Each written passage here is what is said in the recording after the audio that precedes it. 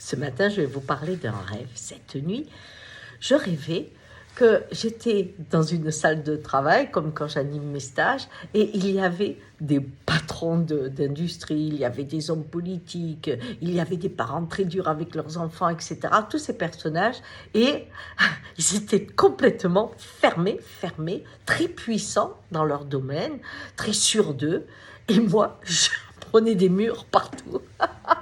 Et je me disais, mais bon, ça, on ne pourra jamais les ouvrir. Ils sont tellement fermés. Je fais des psychopathes, c'est pas possible. C'est terrible.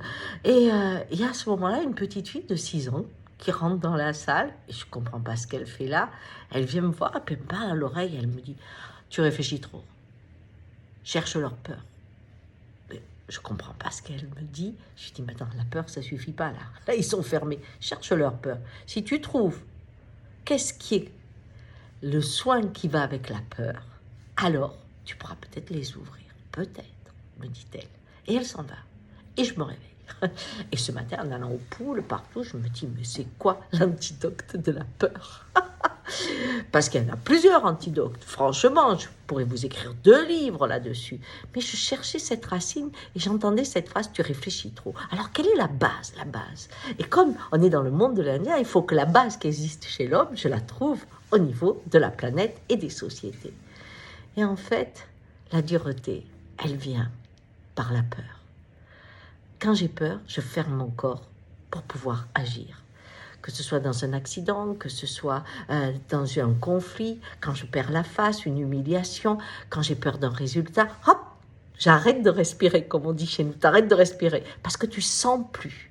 Si je sens plus, si je me ferme, je peux faire en sorte que mon cerveau me donne des solutions, des possibles, que mon corps, lui, se mettrait juste à crier ou à arrêter ou à s'effondrer. J'imagine que si je laissais aller mon sensible, je ne pourrais pas faire face à ce qui vient.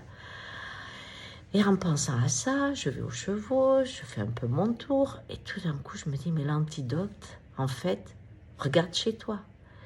Et je me souviens que ce qui m'a permis de quitter la peur, de cesser d'être dur, c'est quand j'ai rencontré vraiment l'amour. L'amour ouvre le cœur.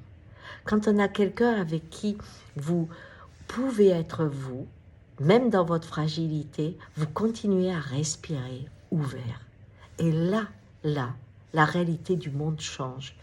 Et je comprends que le monde soit dur parce que notre espèce a eu peur de manquer, peur de ne pas avoir. Et cette peur a créé ce monde qui est sur le monde et qui n'est pas encore relié au corps qu'est la Terre et qui pourrait avoir une autre réalité, une autre sensibilité, comme pour chaque individu, quand l'amour lui permet de respirer et d'avoir confiance.